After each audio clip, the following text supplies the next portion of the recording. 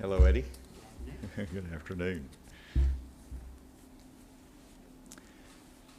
Thank you for joining me this afternoon, and welcome to this afternoon's daily update for COVID-19 in Arkansas and the public emergency that we continue to experience in our state.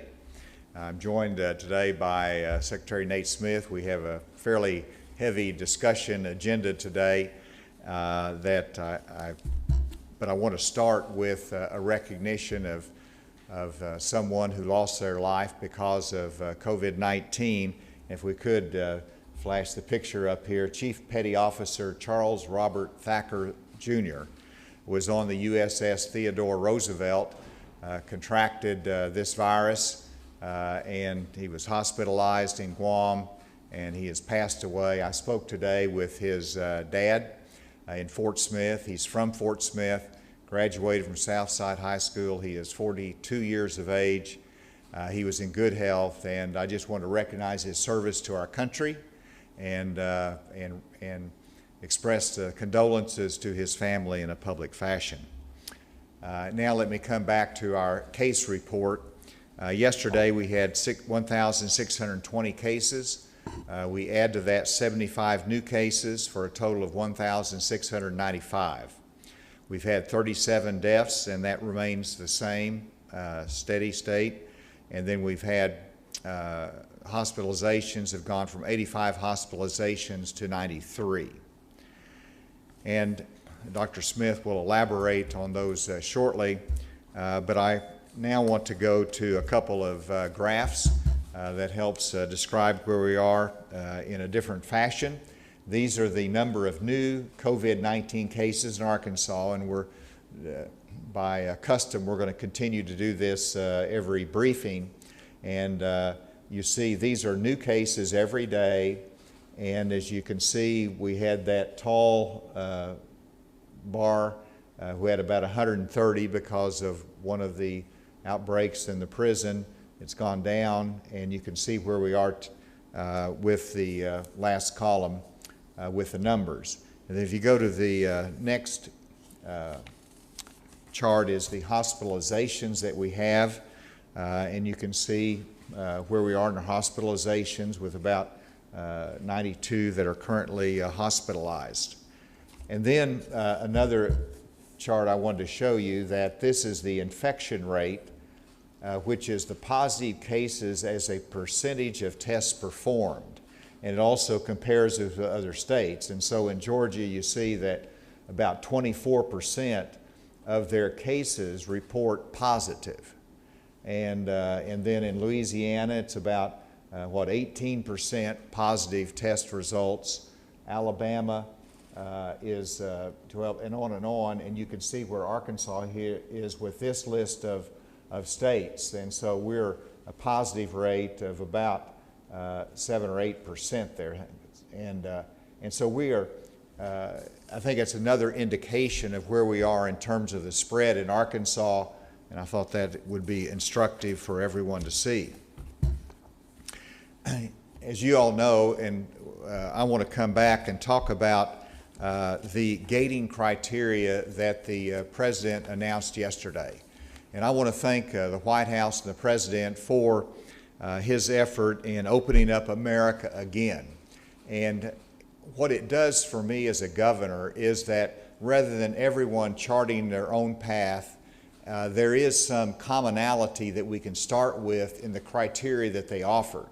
And so they set the criteria that every state can look at as saying, this is where you ought to be if you want to start opening businesses and releasing some of the restrictions.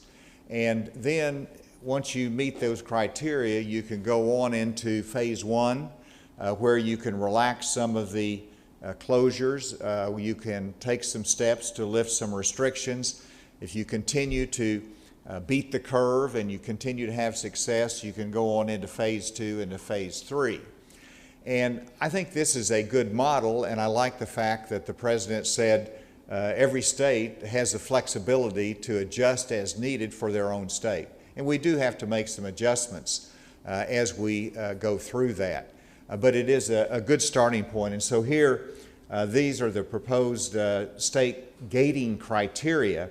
And the first one is symptoms of influenza-like illnesses reported within a 14-day period and a downward trajectory of COVID-like cases within a 14-day period as well. These, we meet both those criteria, and I'll illustrate that in a moment. On the cases, this is where we have more work to do because it requires a downward trajectory of documented cases within a 14-day period. And as you can see, we're still on the upswing in our cases, even though it on some days looks like a plateau. And then a downward trajectory of positive tests as a percent of the total test within a 14-day period. And this one we're looking good on as well, as I illustrated. The last set of criteria is in hospitals that we can treat all patients without a crisis care.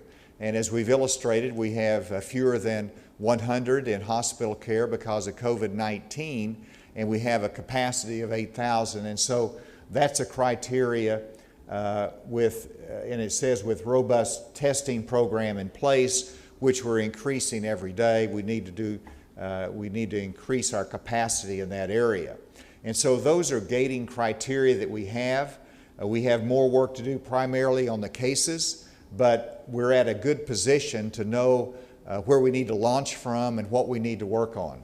And if you go to the next slide, this is going to one of the points raised in the gating criteria, and that is the coronavirus-like illnesses in Arkansas. And so this is measured by the number of ER visits, and you can see from April 2 on through the present, the number of ER visits for these coronavirus-like illnesses or symptoms, it is on a downward trajectory. And so that is one of the gating criteria. And then what are we trying to get to, though? And that is to phase 1. And I want to emphasize quickly that even when we're in phase 1, we still need to, in public, we need to maximize physical distance from others in social settings of more than 10 people. We need to make sure that we're limiting our social engagements. And so these criteria will still be true in phase 1. Minimize non-essential travel and adhere to CDC guidelines. These are critically important as we continue into the future. And then if you go to the next slide, you'll see how this impacts, if we reach phase 1, how it impacts employers, which is we'll continue to encourage telework, but we'll return to work, which we are not a shelter-in-place state. And so we continue to work. One of the areas that you get to adjust this as you go along. But you close common areas where personnel are likely to congregate and interact. You are to minimize non-essential travel. Strongly consider special accommodations for personnel who are members of vulnerable populations. And then if you go to the next slide, you'll see a little bit more specific information. We're still in phase 1. And this is where schools and organized youth activities that are currently closed, they should remain closed even in phase 1. Visitors to senior living facilities should still be prohibited. We still must protect those in phase 1. The larger venues, sit-down dining, movie theaters, sporting events, places of worship can operate under strict physical distancing protocols. And then elective surgeries, which is important for us, and we mentioned yesterday to get back to, they can resume as clinically appropriate on outpatient basis at facilities that adhere to CMS guidelines. And so on it goes through phase 1 specific types of employers. Now, let's stop for a second and say that's where we want to get to. And we have to adjust that because not everything applies to a state such as Arkansas. But we want to start opening up and lift some of the businesses and lifting some of the restrictions. How do you get to phase 1? How do you get to phase 1? And where we want to be? And the answer is that we have to listen to Dr. Smith and his team. And as you remember, I created the Medical Advisory Committee composed of 7 health professionals that specialize in epidemiology, infectious diseases, our Surgeon General. They have been working diligently, and they have briefed me today, and I wanted to turn this over to Dr. Smith so that he could go not just through the cases, but also through their findings and their guidance and their criteria as to how we can get to phase 1 and when we can get there. And so with that, Dr. Smith. Thank you, Governor. First of all, I'll go through the numbers briefly, and then we'll talk a little bit about the report. As the Governor mentioned, we've had 75 new cases reported, bringing our total to 1,695. Of those, 1,065 are active. We have 93 currently hospitalized. We had 14 newly hospitalized, and then we had 6 discharged, so we had a net gain of 8. We have 23 currently on a ventilator, which is 2 more than yesterday. We still have 37 deaths, no new deaths to report. We have 593 recovered, which is 45 more than yesterday. We have 228 healthcare workers who have been infected with COVID-19, and that is 5 more than yesterday. In terms of our nursing homes, we have 116. That's actually a decrease of 2. We did have a situation where we had some of the nursing homes used a lab that gave positive results that were questionable based on the symptoms, and so we had those tests repeated in 2 different ways. We had them both tested with another PCR test, they were all negative, and then we actually went back and tested them with a serologic test, an antibody test, and that was also negative. So we're confident that those cases were actually negative, even though they were initially reported as positive. So we actually had 2 fewer residents, and we actually had 8 fewer workers because of that adjustment. In terms of our prisons, this is where it gets a little bit complicated. I'll start with the Forest City federal facility. Their strategy at this point has been just to test positives, and they have had 7 new inmates, so they're up to a total of 57 inmates, total of 62 for that facility because of the 9 staff and the contractor as well. The CDC will be returning, I understand,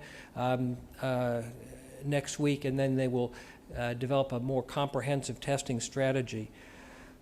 For our Little Rock Community Corrections, we've had 3 additional inmates test positive, so we're at a total of 62, plus the 27 staff, a total of 89 for that facility. Now, the Cummins State Prison, we have been assisted in our efforts by the Little Rock VA Hospital. They began testing for COVID-19 in their lab this week, and because they have a higher throughput machine than we do, they have excess capacity. They've allowed us to use that to help, specifically with this outbreak, but as needed. And so we've been able to do quite a few tests in a short period of time. At this point, though, we don't have an electronic connection between their lab and ours, and so those are having to be entered in manually. So we have a verbal report. We have of positives that are not yet in our totals. So we've actually had 83 new positive cases at the Cummins unit. That brings the total to 129, plus the. So we have a total of 129 at the Cummins unit, even though those cases are not all reflected in the totals I gave you before. Some of those are in that, and then some will be reported tomorrow in our totals. Let me go ahead and turn my attention to the Governor's report from the Medical Advisory Committee for post-peak COVID-19 response. We used a number of sources to develop our report to the governor, and from those and from other discussions, we identified 4 priorities for post-peak response. First is restoring the Arkansas economy in a timely fashion. The second is protecting our most vulnerable. Those include the elderly and those with underlying medical conditions. Maintaining adequate health care and public health capacity. The capacity that we had before this outbreak, this pandemic, was adequate for where we were, but now we need more. Particularly, we need more capacity for contact tracing in our public health sector. We need more PPE in our healthcare sector. And then fourth, preventing resurgence of COVID-19 in our communities. We do want to open up, but we don't want to get back to where we were in terms of increasing cases. So the governor's already talked about the gateway criteria for phase 1, and then we'll continue to utilize the Opening Up America plan and those definitions of phases. Where is Arkansas right now? Well, as the governor showed you, we are meeting some of the gateway criteria. We have seen a decrease in COVID-like syndromes. Our numbers of new cases are partly distorted by these outbreaks in the correctional institutions, but we expect that by early May we should see a downward trend and meet that gateway criteria. We have increased our testing capacity in the state and now are able to offer testing to all symptomatic individuals. And in terms of our hospital beds, ICU beds, and ventilator capacity, it looks like we'll be able to meet the foreseeable needs. Second question is, what can we do now while we're waiting for May 4th is our target date. While we're waiting for May 4th, is there anything to do except just sit around? Well, no. We need to keep doing the behavioral changes that got us to this point, that allowed us to flatten the curve and to beat those projections. The physical distancing, the cloth coverings in the public when that's not possible, hand washing, staying at home when ill, avoiding groups of greater than 10. Businesses can start to prepare and think through, when we get to phase 1, how can you reopen in ways that allow for physical distancing and minimize the risk of COVID-19? What kind of policies are you going to need in place? What kind of supplies are you going to need? The elective surgical procedures is a particular concern to us. Because we've curtailed those, we've seen decreased numbers of patients in the hospitals, which means decreased revenues and decreased staffing. For us to be able to take care of patients with COVID-19 as well as other medical and surgical conditions, we need to have fully staffed and robust hospitals and other healthcare facilities. And so even before we get to phase 1, we're going to look at ways that we can start back some of these elective procedures in ways that are safe and don't facilitate the spread of COVID-19. We also, because we have taken a targeted approach rather than a stay-at-home order, we have a number of targeted directives that we've brought on incrementally. And so the advisory committee is looking at each of those directives and seeing how we can either pull them back or modify them even before we hit phase 1, but especially after we hit phase 1, how we can walk ourselves back in a way that is targeted and data-driven, just like we led the way in terms of a targeted data-driven approach to escalating those restrictions. And finally, our question was, should Arkansas take a statewide or a county level, a statewide or county level approach to reopening? We recognize that different parts of our state have been impacted differently. and that we have some areas where we have a higher concentration of cases than others. At the same time, we realize that even rural counties like Cleburne County, you can have explosive outbreaks of COVID-19. So we're going to need to respect those differences, but also realize we need to have a coordinated approach that is not 75 different plans. It's a statewide plan, but respecting regional differences within our state. With that, I'm going to conclude my report to the governor. With the governor's permission, I'm just going to lastly take just a moment. I'd like for us to think about the people in our lives who we really need to protect from COVID-19, particularly those older individuals, those with underlying medical conditions. Remember them and draw motivation from those. The changes that we've made that we will need to continue putting in place, these are hard, but these are the people that we're doing it for. We have had 355 of our cases have been amongst those 65 and older, and 25 of our deaths have been. This sort of unusual tie I'm wearing reminds me of my mother-in-law and father-in-law who live next door to us. This tie is from Vietnam, and so are my in-laws. My father-in-law survived a communist detention facility and then escaped on a boat with his family.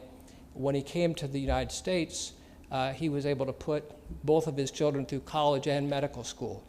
Today's his birthday. He's 86 years old, and he's an amazing gardener. I want him out there gardening and not worrying about getting COVID-19. With that, I'll turn it back over to the governor.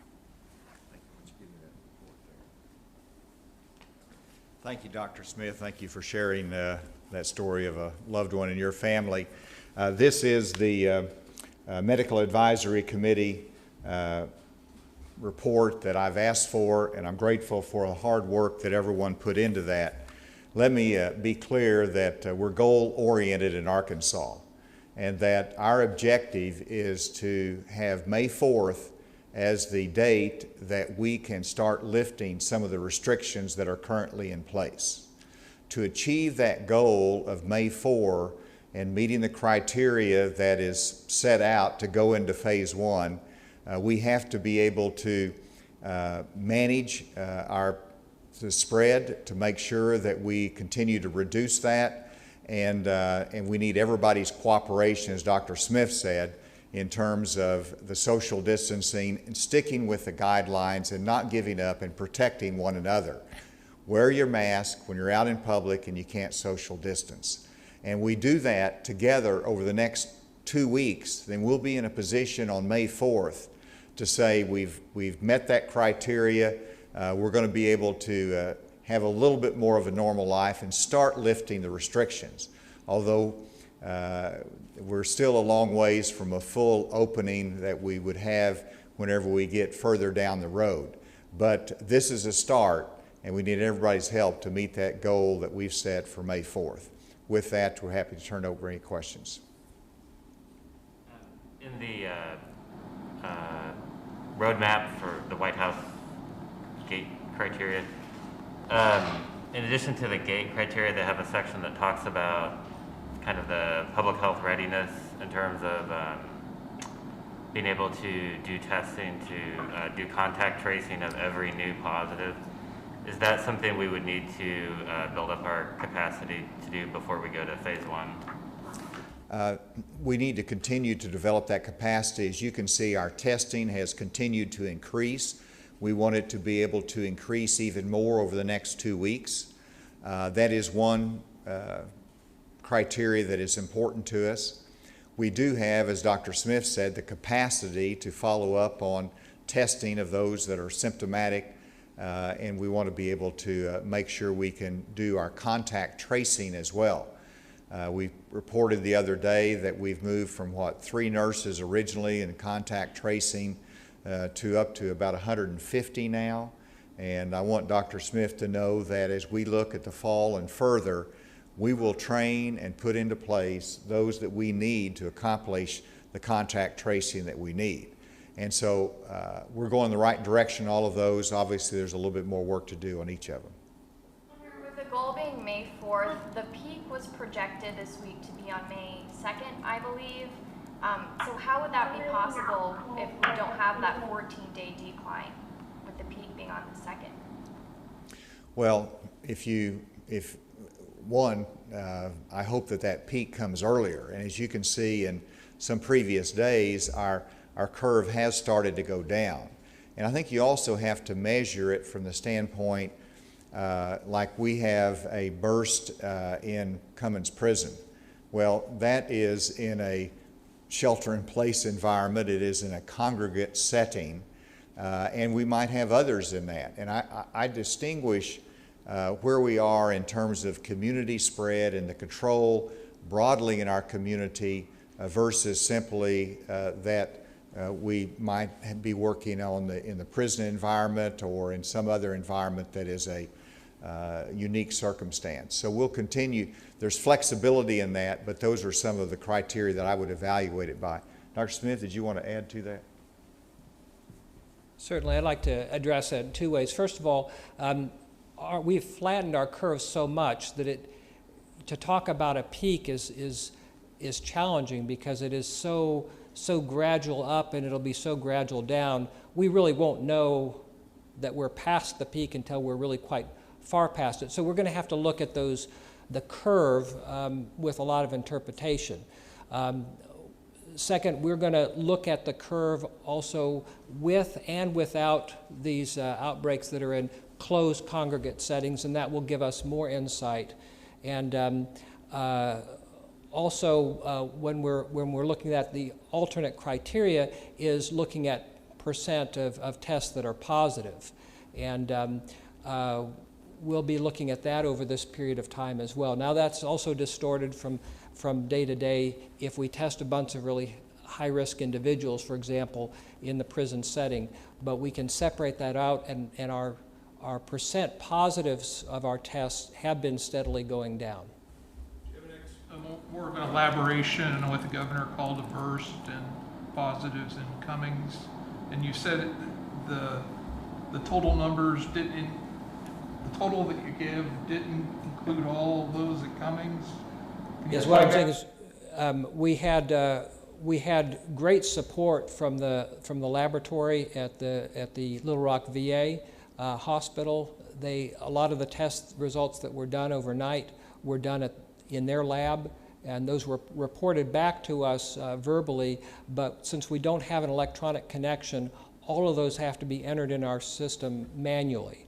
And so by 11 o'clock, which is when we had that report, I didn't have all of those in there. They will appear on tomorrow's report. But I wanted to give you updated information on the Cummins outbreak based on our verbal report from the VA hospital laboratory and not leave that till tomorrow. In terms of your explanation for the burst, well, we knew we had identified a number of cases in that one barracks, and we know that there had been inmates transferred out to other barracks before the first case was identified, and so we've gone to testing in other barracks, and so we've found many cases in other parts of the prison. I actually have a team on site at the Cummins unit today to help map these out and give them more detailed guidance on how to segregate the positives from those who have not yet been exposed, and we're working through that. How many people in total have been tested? The total number that have been tested, on the order of about 300. I'll give more details, though, tomorrow. Worry about moving too quickly? Certainly. You want to gauge it every day based upon the public health information.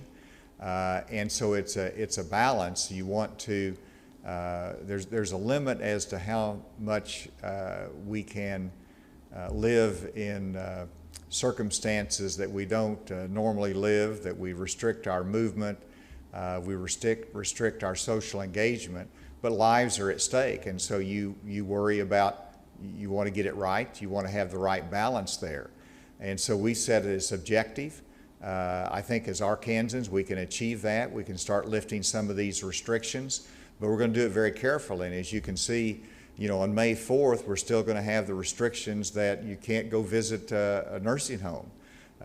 You're going to have to be careful there. We're going to have the same restrictions in our prison population about visits. We're going to have to protect those environments that are particularly vulnerable. We're still going to have restrictions in terms of not opening all the restaurants fully. There's still going to be restrictions there.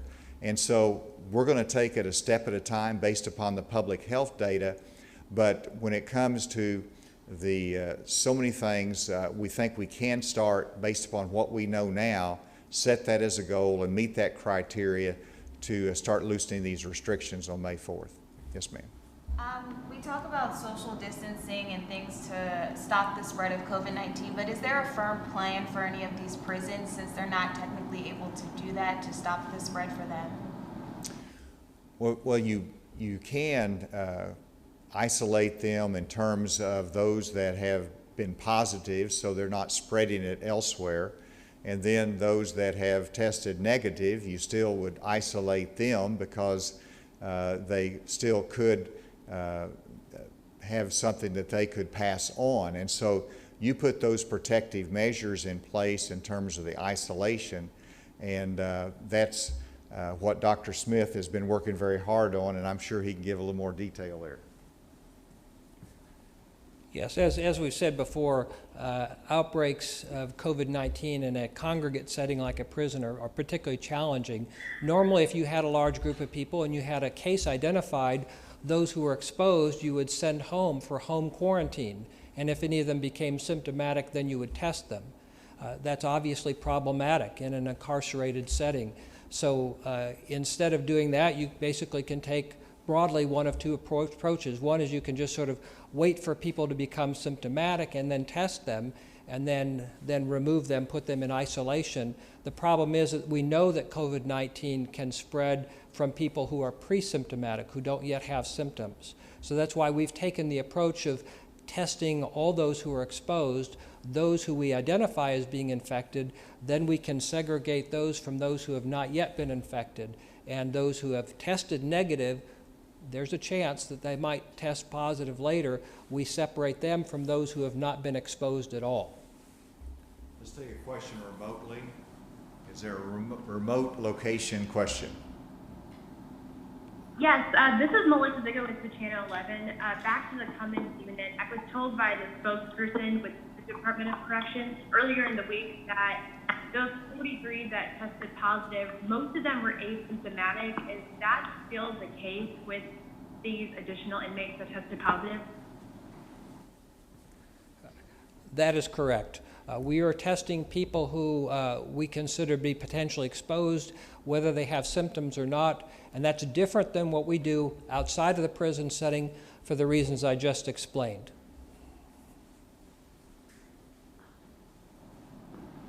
Anything else? Yes, Governor. My name is Naum Dominguez from La Opinion newspaper. Some businesses did not receive the federal loan relief, and we have received reports that financial institutions are not waiving fees to small businesses that are struggling with overfees drops. Why the banks are not honoring what they say about helping the people in this crisis, and what are your comments on this? Well, we certainly understand. The question is about struggling businesses that are either closed or they've lost business as a result of COVID-19. And the answer is the banks have utilized a large amount of SBA loan funding for these businesses in Arkansas, but that first round of funding has drawn to a close. And so you also have, and I would encourage you on the very small businesses to look to the Economic Development Commission website that has small loans up to, I believe it's $75,000 for small businesses to help them as a bridge loan. So you might check that out and see if there's anything more available there. Does the he given the health department any new information or updates on the prison outbreaks? In Forest City. Do you have any information on that? I think the answer is there's not any new news there, that they have taken responsibility for it with the Bureau of Prisons, and so they haven't called on us for any additional assistance, so that's really in their hands right now.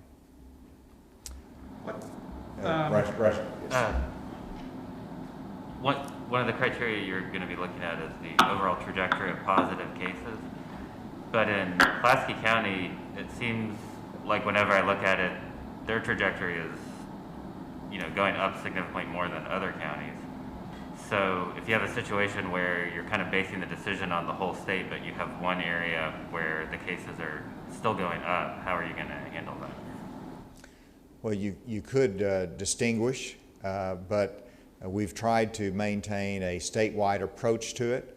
But as you look at lifting some of the restrictions, you can break that down into other geographic regions, and I think we just have to measure that potential as to whether we need to lift some of the restrictions in all the rural areas that don't have any significant cases, and keep some of the restrictions in place in other areas. That's something that we'll rely upon our health team as they evaluate that and the process we go through to lift those restrictions.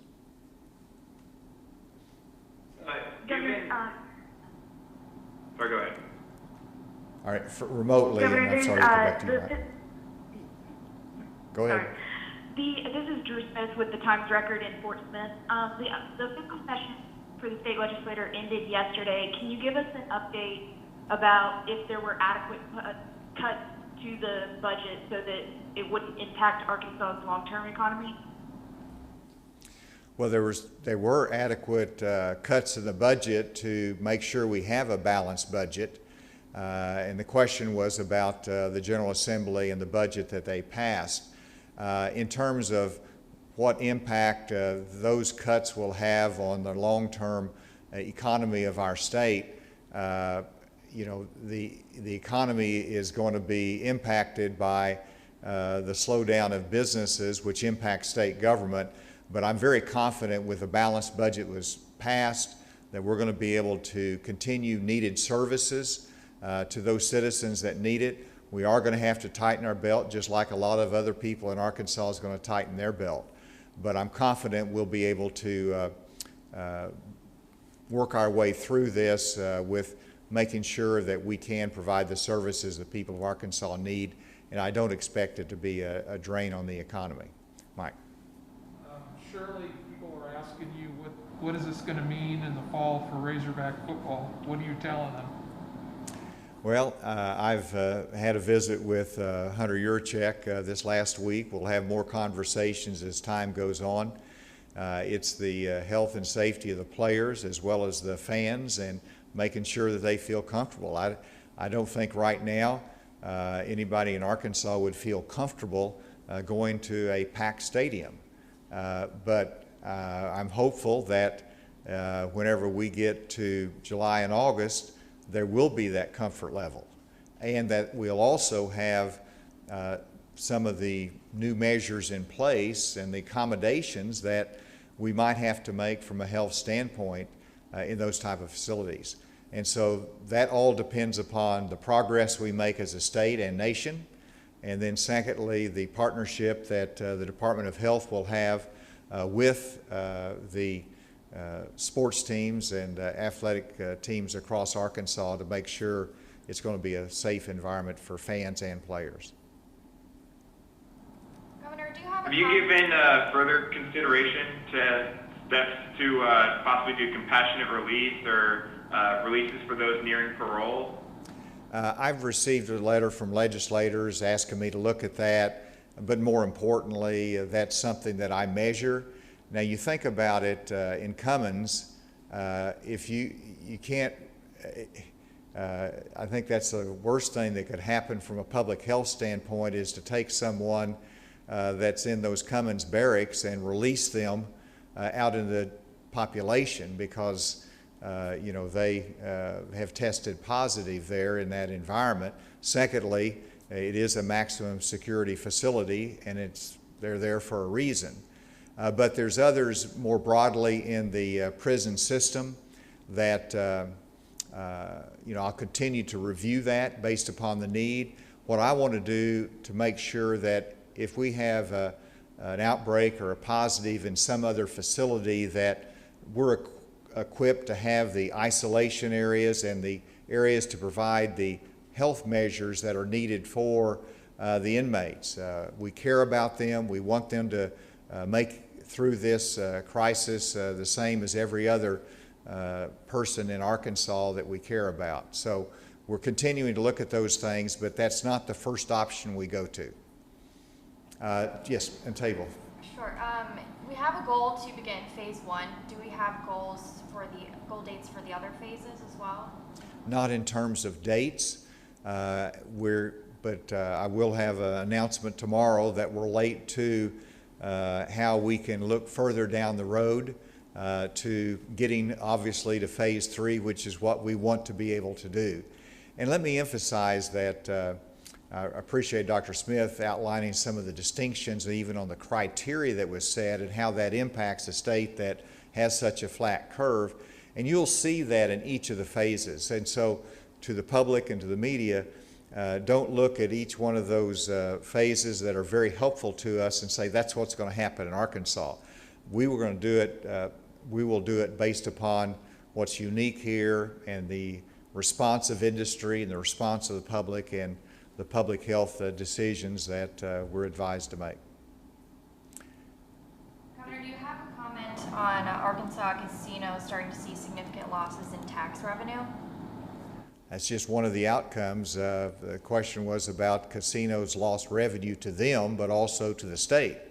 And so we were, I believe it was 35 million, that was the normal amount that we get in revenues for the casinos. That will certainly be down. There's also some of that funding was planned to go to our highway program. That will be down as well. But we'll just have to adjust accordingly because that's the reality of where we are right now, and we don't have a time frame where those will be opened up yet. Is there anything under phase 1 of the White House plan that you definitely know that you wouldn't want to do, or are all of those on the table? I looked at that and I didn't see anything offhand of something we wouldn't want to do, but we might have to take it a step at a time, and there's some areas that they might not have addressed in phase 1 that we might be able to address. I think elective surgeries is one of them on the phase 1 list, and as Dr. Smith said, there may be, that's something that's very important to us, and that we're not going to be linked necessarily, and when we open up the elective surgeries, to every other criteria that's set in there, because that's something that's unique to our state, the rural state, and the expansive number of beds that we have right now in the state. Do you remember anything on phase 1 that caused you concern, Dr. Smith? One final question. Governor, I have a question from Northwest Arkansas in the River Valley. This is Juliana Clifton with 5 News. I was just hoping you could expand a little bit on what it's going to look like for hospitals come May 4th. And also, could you touch on, will all the employees that have been furloughed or will be furloughed for our area hospitals, will they be eligible for that extra pay? Great question. And in terms of what does May 4th mean for our hospitals, is that if we can meet all of our objectives, that means you can start planning and having the protocols in place and to work with our Department of Health to make sure we can feel safe in returning that. So I think it's good news for hospitals, but there's a lot of work to be done. And then secondly, in terms of the healthcare workers, that's a very specific list that's there, and I encourage you to go reference back to those, but that money certainly should be flowing because the money has been set aside for that purpose for our long-term care facilities. In terms of the money for our hospital healthcare workers, we still have to have the final guidance from Washington, D.C. to release that money, but we certainly hope that will be soon. Dr. Smith, did you have anything to add on any of that? And was there another question there? Yeah, Governor, this is off the subject of COVID since we're wrapping up. But, you know, this weekend is the 25th anniversary of the Oklahoma City bombing. Would you like to say anything to our neighboring state as we go into this weekend? Well, that was, I lived through it. I was in Fort Smith at the time, and I'll never forget the closeness that we felt to Oklahoma during that tragic bombing. And of course, it reminded us that a terrorist act can come from any direction. And that was the extreme right-wing terrorist that killed so many at the Murrah Federal Building in Oklahoma City. But it is appropriate to remember those families that lost loved ones during that time, and it reminds us always to be vigilant, to keep our families safe, and to protect ourselves against that kind of a threat. Thank you all very much today.